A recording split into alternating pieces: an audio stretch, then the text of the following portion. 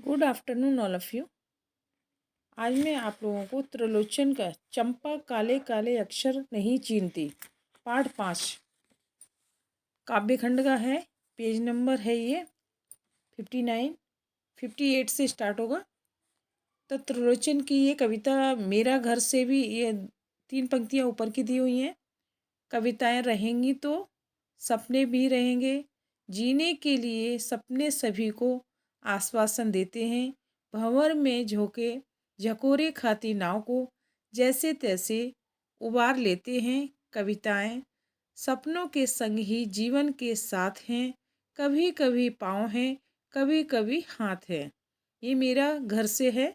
आप त्रिलोचन का ये पूरा जीवन परिचय दिया हुआ है, यहाँ पर वो स्टार्ट करती हूँ। मूल नाम इनका वासुदेव सिंह है। जन्म सन 1917 ईस्वी में चिरागी पट्टी जिला सुल्तानपुर उत्तर प्रदेश में इनका जन्म हुआ था। प्रमुख रचनाएं इनकी हैं धरती, गुलाब और बुलबुल, दिगंत, ताप के ताए हुए दिन, शब्द, उस जनपद का कवि हूँ, अर्घान तुम्हें सौंपता हूँ, चेती अमोला मेरा घर, जीने की कला, काव्य, देश काल, रोज ना मचा, काव्य और अर्थबोध, मुक्तिबोध की कविताएं, ये गद्य हैं। हिंदी के अनेक कोशों के निर्माण में महत्वपूर्ण इनका योगदान है। प्रमुख सम्मान इनको साहित्य अकादमी और शला का सम्मान, महात्मा गांधी पुरस्कार उत्तर प्रदेश इन्हें प्राप्त हुआ है। हिंदी साहित्य में त्रिलोचन प्रगतिशील काव्यधारा के प्रमुख कवि के रूप में प्रतिष्ठित हैं। रागात्मक, संयम और लयात्मक अनुशासन के कवि होने के साथ साथ ये बहुभाषाविज्ञ शास्त्री भी हैं। इन्हें कई भाषाओं का ज्ञान था, इसीलिए इनके नाम के साथ शास्त्री भी जुड़ गया है। लेकिन यह शास्त्रीयता उनकी कविता के लिए बोझ नहीं बनती है। त्रिलोचन जीवन में निहित मंद लय के कवि हैं। प्रबल आवेग और त्वरा की अपेक्षा इनके यहाँ काफ़ी कुछ स्थिर है। इनकी भाषा छायावादी रोमानियत से मुक्त है तथा उसका ठाठ ठेठ गांव की जमीन से जुड़ा हुआ है। त्रिलोचन हिंदी में सानेट, अंग्रेजी छंद को स्थापित करने वाले कवि के रूप में भी जाने जाते हैं। Next paragraph. त्रिलोचन का कवि बोलबाल की भाषा को चुटीला और नाटकीय बनाकर कविताओं को नया आयाम देता है। कविता की प्रस्तुति का अंदाज कुछ ऐसा है कि वस्तु और रूप की प्रस्तुति का भेद नहीं रहता। उनका कवि इन दोनों के बीच फांक की गुंजाइश नहीं छोड़ता। अब ये पाठ का सार दिया हुआ है नीचे। चंपा काले काले अक्षर नहीं चीरती नामक कविता, ये कविता का नाम है इनकी। नामक कविता धरती संग्रह में संकलित है। यह पलायन के लोक अनुभवों को मार्मिकता से अभिव्यक्त करती है। कविता में अक्षरों के लिए काले काले विशेषण का प्रयोग किया गया है, जो एक और शिक्षा व्यवस्था के अंतर्विरोधों को उजागर करता है, तो दूसरी ओर उस दारुण यथार्थ से भी हमारा परिचय कराता है जहाँ आर्थिक मजबूरियों के चलते घर टूटते हैं। काव्य नायिका चंपा अनजाने ही उस शोषक व्यवस्था के प्रतिपक्ष में खड़ी हो जाती है, जहाँ भविष्य को लेकर उसके मन में अनजान खतरा है। वह कहती है, कलकत्ते पर वज्र गिरे, कलकत्ते पर वज्र गिरने की कामना जीवन के खुरदुरे यथार्थ के प्रति चंपा के संघर्ष और जीवट को प्रकट करती है। तो यहाँ से ये कविता अब स्टार्ट होगी। चंपा काले काले अक्षर नहीं चीनती। तो चंपा काले काले अक्षर नहीं चीनती। मैं जब पढ़ने लगता हूँ वह आ जाती है, खड़ी खड़ी चुपचाप सुना करती है। उसे बड़ा अचरज होता है, इन काले चीनों से कैसे ये सब स्वर निकाला करते हैं। तो अक्षर इसमें अक्षर दिया हुआ है अधचा। तो अक्षर का अर्थ होता है अक्षर। चीनिती का अर्थ होता है पहचानती। अचरज का अर्थ होता है हैरानी। चीनों का अर्थ होता है अक्षरों या निशानों। तो ये प्रस्तुत पद्यांश प्रगतिवादी कवि, ये प्रगतिवादी कवि हैं त्रिलोचन जी। तो प्रगतिवादी कवि त्रिलोचन द्वारा रचित चंपा काले काले अक्षर नहीं चीनती नामक कविता से लिया गया है। इनमें उन्होंने साक्षरता के महत्व के से अनजान चंपा नामक ग्वाल वाला का चित्रण यहाँ किया है। लेखक को जब लेखक लिखता पढ़ता है तो चंपा बड़े ही हैरान होकर देखती है, ये काले काले अक्षर कैसे पढ़ लेते हैं, कैसे स्वर में बोल लेते हैं।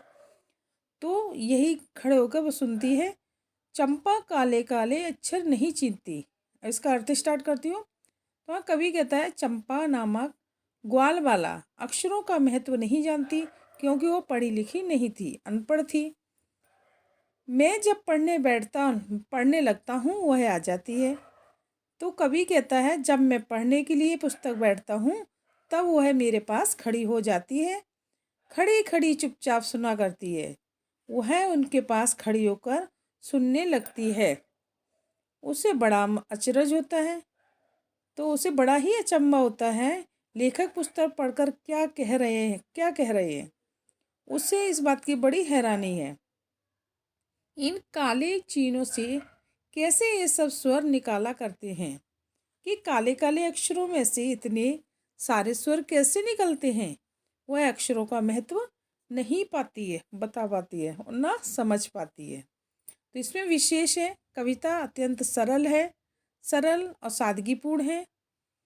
और सेकंड, ग्रामीण अंचल के वातावरण को साकार करने के लिए ग्राम्य शब्दों का प्रयोग अनुकूल ही बन पड़ा है। जैसे अक्षर है चीनिती और अचरज, ये गांव के शब्द हैं। सेकंड थर्ड, चंपा का अक्षरों को देखकर आश्चर्यचकित होना और काले काले तथा खड़ी खड़ी जैसे पुनरुक्त पूर्ण शब्दों की अभिव्यक्ति रोचक बन पड़ी है। अब सेकंड अगला नेक्स्ट पेज पर, चंपा की लड़की है, सुंदर ग्वाला है, गाय भैंस रखता है। चंपा चौपायों को लेकर चारवाही करने जाती है। चंपा अच्छी है, चंचल है, नटखट भी है, कभी कभी ऊधम करती है, कभी कभी वह कलम चुरा देती है। जैसे तैसे उसे ढूंढकर जब लाता हूँ पाता हूँ अब कागज गायब, परेशान फिर हो जाता हूँ। तो ग्वाला का अर्थ होता है गाय चराने वाला, चौपाया का अर्थ होता है पशु गाय भैंस आदि, चरवाही करना यानी चराने का काम करना। चंचल का अर्थ होता है शरारती, नटखट शरारती, इसका भी अर्थ ऊधम करना, हलचल भरी शरारतें करना। तो ये प्रस्तुत पद्यांश प्रसिद्ध प्रगतिवादी कवि त्रिलोचन द्वारा रचित चंपा काले काले अक्षर नहीं चीनती नामक कविता से ली गई है। इसमें उन्होंने साक्षरता के महत्व से अनजान चंपा नामक ग्वालवाला का चित्रण यहाँ किया है। इस पद्यांश में कवि चंपा की चंचल शरारतों का वर्णन करता है। तो ये इसकी व्याख्या, चंपा सुंदर की लड़की है। तो यहाँ कवि कहता है यह चंपा सुंदर नामक ग्वाले की लड़की है। सुंदर ग्वाला है, गाय भैंस रखता है। सुंदर पेशे से ग्वाला है, उसके पास गाय और भैंसे हैं। चंपा चौपायों को लेकर चरवाही करने जाती है। चंपा उन गाय भैंसों को चराने का काम करती है। चंपा अच्छी है, चंचल है, नटखट भी है, कभी कभी उद्यम करती है। तो वह स्वभाव से बहुत अच्छी भी है, चंचल भी है, शरारती है, कभी कभी वह बहुत अधिक शरारत करती है, कभी कभी उद्यम करती है, कभी कभी वह कलम चुरा देती है, कभी कभी तो लेखक की कलम चुराकर छिपा देती है। तब लेखक बहुत परेशान हो जाता है। जैसे तैसे उसे ढूंढकर जब लाता हूँ, पाता हूँ अब कागज गायब, परेशान फिर हो जाता हूँ। फिर वह जैसे तैसे कलम ढूंढ कर लाते हैं, परंतु पता चलता है जब तक लौटते वापस तब तक उनके कागज गायब हो जाते हैं। चंपा उन कागजों को छुपा देती है। इस प्रकार चंपा अपनी नटखट शरारतों से लेखक को परेशान किया करती है। विशेष ग्रामीण परिवेश और ग्रामवाल्या के रूप में भाषा भी ग्राम शब्दों से परिपूर्ण है और जैसे चौपाहा, चारवाही, चरवाही जैसे शब्द ग्रामीण वातावरण को साकार कर देते हैं। सेकंड, अभिव्यक्ति एकदम सरल, सपाट और सीधी सादी है। थर्ड, चंपा की भोली शरारतों का वर्णन यहाँ पर किया गया है। अगला, कभी कभी और जैसे तैसे शब्दों के प्रयोग से प्रभाव गुण आ गया है। तो ये फर्स्ट पार्ट। अगला नेक्स्ट डे